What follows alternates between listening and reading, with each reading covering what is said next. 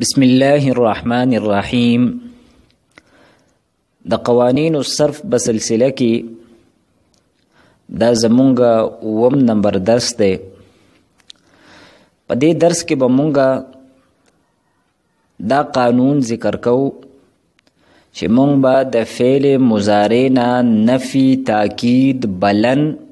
تدې گردان دا څنګه جوړو. نو تدې قانون د ذکر کولو نه مخکې د تمهید به طور باندې چې مونږ او تاسو ځان په دې خبره باندې پوه کو، او دا خبره دا به ځای په ځای باندې زمونږ او تاسو په کار باندې راځي. او هغه خبره دا ده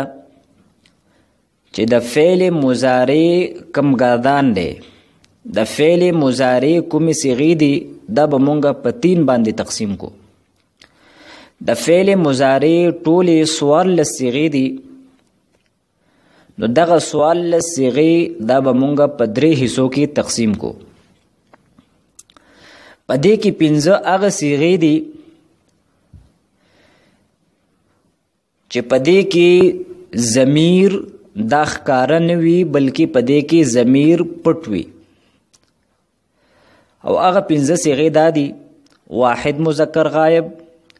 واحد مؤنث غائب، واحد مذکر حاضر، واحد متکلم او جمع متکلم. په دې 15 صيغو کې ضمیر دا پټ وي، په دې کې ضمیر ښکاره نه وي. او مونږ تدینه داسې تعبیر هم کولی شو چې د فعل مضارع هغه 15 صیغې چې عام طور باندې د هغې په اخر کې پیش وي، لکه یضربو، تضربو، تضربو، اضربو، نضربو، ینصرو، تنصرو، تنصرو، انصرو، ننصرو. البته په بعضو گردانونو کې خاص کر د ناقص کم گردانونه دي، نو په هغې کې بیا دا ضمه دا بیا حذف کیږي او تدې په آخر کې بیا حرف علت هغه موجود وي. دا د فعل مضارع یو حصہ شو د گردان. دویمه حصہ د فعل مضارع د گردان هغه ده چې هغه حصہ او هغه صیغې هغه مبني دي، او هغه 2 صیغې دي. یو د جمع مؤنث غایب صیغه ده او بله د جمع مؤنث حاضر صیغه ده، لکه یضربنا، تضربنا. که په دې 2 صیغو باندې مونږ هر قسمه حرف هغه داخل کو، لیکن تدې د اخر دا به نه بدلیږي، تدې د نون دا به نه غورځېږي. نو 15 صیغې ځان لشوي او 2 سره دا شوي، نو 5 جمع 2 7. باقي 9 صیغې پاتې شوي. د دغې 9 صیغو په اخر کې چې کوم نون وي، نو دغې نون ته نون اعرابي وي. او دغه 9 صیغو د یادولو اسانه طریقه دا ده چې په دغه کې 4 صیغې دا د تثنیه دي: تثنیه مذکر غایب، تثنیه مؤنث غایب، تثنیه مذکر حاضر، تثنیه مؤنث حاضر. یضربانی، تضربانی، تضربانی، تضربانی. او 2 صیغې په دې کې د جمع مذکر دي، یو پکې د جمع مذکر غایب ده او بل صيغه پکې د جمع مذکر حاضر ده. د جمع مذکر غایب صيغه ده یضربون، او د جمع مذکر حاضر صيغه ده تضربون. یو صيغه پاتې شو، هغه د واحد مؤنث حاضر صيغه ده او هغه د تضربین. تدې 9 صيغو په اخر کې چې کوم نون دی، نو دغه نون ته نون اعرابي وي. او دا کمی 2 صیغې چې وي جمع مؤنث غایب او جمع مؤنث حاضر، تدې په اخر کې چې کوم نون دی دې ته نون د جمع مؤنث وي او دغه مبني دي. او دا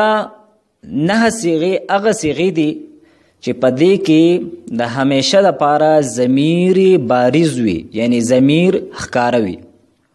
نو چې د فعل مضارع دا تقسیم دا مونږ ته یاد وي: 15 صیغې یو طرف ته، 2 صیغې بل طرف ته او 9 صیغې بل طرف ته. اوس راځو مونږه د لن قانون له کله چې لن په فعل مضارع باندې داخل شي نو د فعل مضارع هغه 15 صيغې چې پاغي کې ضمیر پټ وي یا د فعل مضارع هغه صيغې چې د هغې په آخر کې پیش وي نو لن چې کله په دغې صيغو باندې داخل شي نو لن دغه 15 صيغو له نصب ورکوي او د هغې مثال دا دی لن یضرب لن تضرب لن تضرب لن اضرب لن نضرب لن یعد لن تعد لن تعد لن اعد لن نعد لن یقول لن تقول لن تقول لن اقول لن نقول.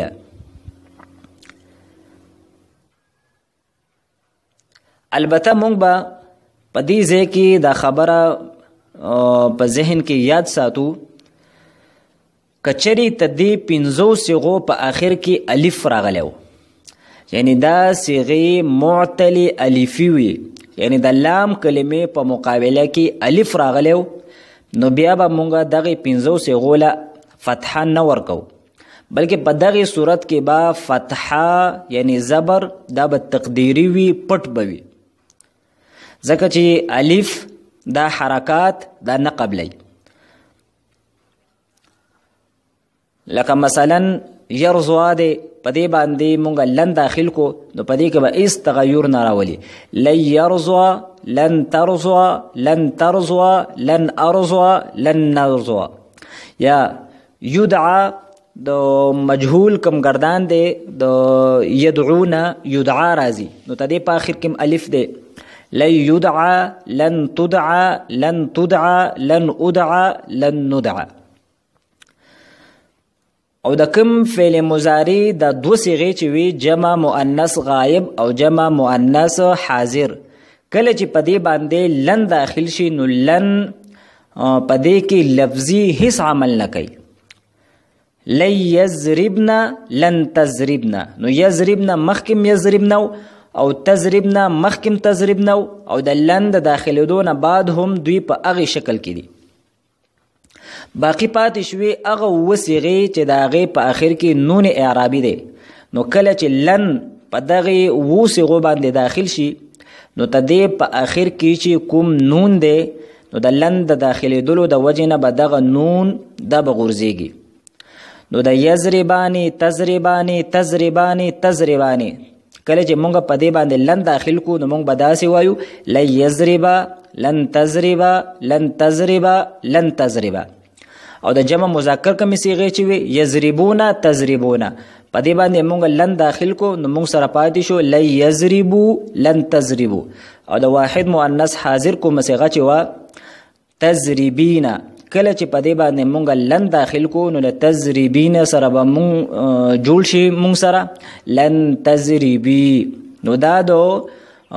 لن قانونو لن چې کله په فعل مضارع باندې داخل شي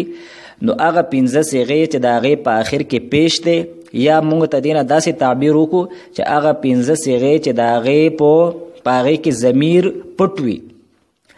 نو لن به دغې 15 صیغو له نصب ورکوي البته کچرې ته دې 15 صیغو په آخر کې الف راغلی و نو بیا به فی فتحه او زبر دا نه راځي